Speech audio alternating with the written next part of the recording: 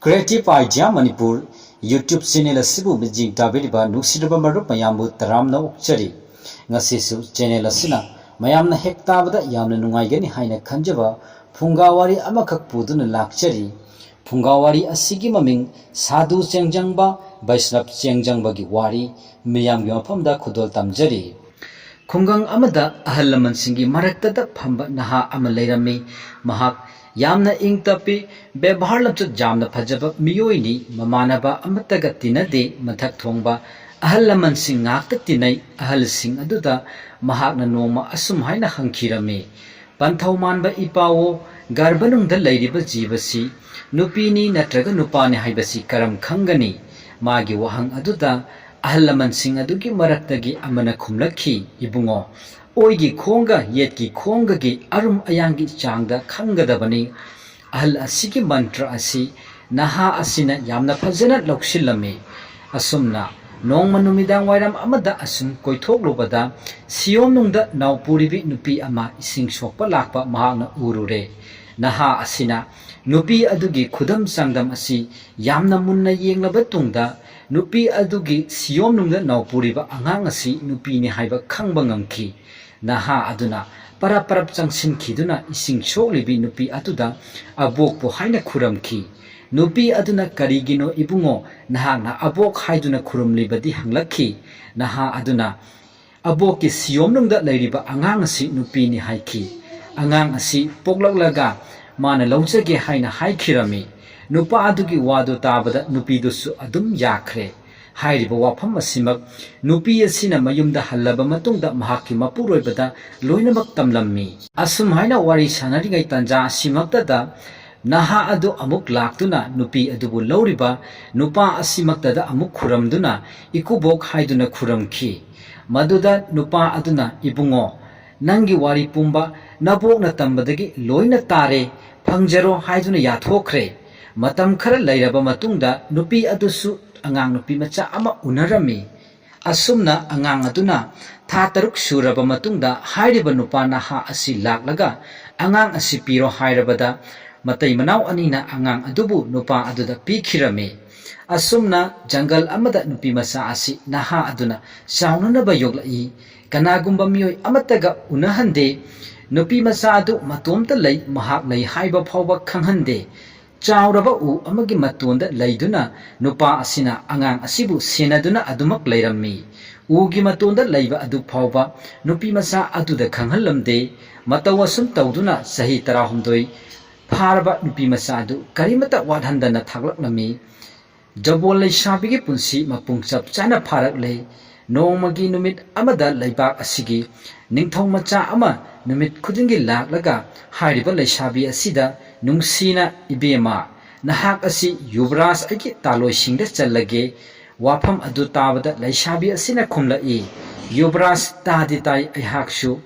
aina imagi garbanungda leiringaida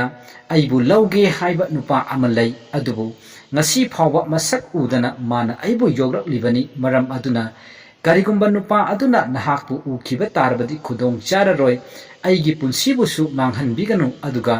yuvrajti thoidok khendokpa kari haiba leibibage haina hanglaklami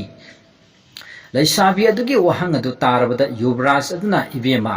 aihak haying onmangami haiduna haying onduna leisabi adugi manakta adumak leire ayuk khudingi nupa aduna leisabi aduna chanaba pot thamlammi masak uhandana nupa adu adum chatkhi masi leisabi adugi sati pukchel chang yengbani mahakna sati oibi nupibu lauba pambadagi asigomlaba thawongsing asi chatharibani aduna nupa aduna magi masak adu lotuna nupi adubu yoglakhibani asumna asum hawkhiduna nongmadi sadhu lamboiba ama laktuna leisabi adugi manakta thunglare sadhu aduna asum hairai ibema saksa khom amata chajage sadhu ki wa adu tarabada leisabi aduna wairam taithoktuna sadhu adubu mana chanaba chak thonghalami sadhu aduna magi yubi pujari manungdagi nupi ama puthorakhi nupi adu sadhu aduna satini haiduna puribani hairibi nupi aduda sadhu aduna ibema irujaruro haiduna yubi khujaidagi satini hairibi nupi adu irujaba kumlai नुपी अदुना इरुजरमदाइदा मागी संबांदोंदगी मसक फजख्रबा पाखंग अमा पुथोरखी अदुगा मखोय अनि अदु वारी वताई कया सानदुना इरुजमिनरे इरुजब लोइरबा नुपी अदुना नुपा पाखंग अदुबु अमुक मागी समांदोंदा हापसिलगा इरुजब कारकले थौदोक अदु उतोंदा लेरिबा नुपा अदुनदी लोइनबक उहौरमी साधु लंबोइबदु चाक थोंबा लोइरदुना चाकलुक अहुम खक थादुना सेमबदु उबदा उतोंदगी नुपा अदुना परपरप कुमथरक्तुना साधु अदुदा हाइरई ngaiko babaji chakluk sudri chak amuk thongatko साधु अदु चाक अमुक हन्ना थोंलमी नुपा अदुना चाकलुक मंगा थारे मागी अमगा चाकलुक तरुक अमा थारे साधुना हंगलई इबुंगो अइखोय अहुमदा चागदबनी चाकलुक तरुक थारिबसि करिगिनो मदुदगी पाखंगदुना बाबाजी अइमी अमा कौरगे चाक चानबा बाबाजी की पुजारी नुपी अदु पुथोकपिरउ हाइरकपदा साधु लंबोइबदु लेंगबा याद्रदुना लंबोइबना नुपी अदु पुथोरकले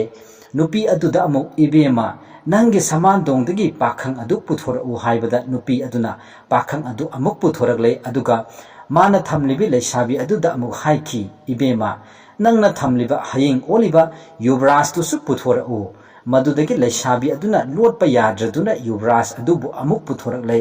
मतव सुम तौदुना मखोय तरुक पुन्ना चाक चामिनरे चाक चाबा लोइरबदा नुपा अदुना साधु लंबोइबा अदुदा बाबाजी की युबी पुजारी मनुंगदगी लेसाबी असिना मागी समांदोंदगी पाखंग अदुदा पीख्रसी अदुगा अइना थमलिबा लेसाबी असिना पिकलिंगैदगी अइना योगलक्तुना थमलकपनी माना हयिंग ओंदुना लैदिबा युवराज असिदा पिथोखरसी हाइना यानरे नुपा पाखंग अदुगी वा ताबदा पुमनमक इंगंगनखरे मखोय अनि अनि अदुम चनखरे असिरा बाबाजी साधु चेंगजंगबा वैष्णव चेंगजंगबा हाइबदु अइखोय अनि ओइहौरे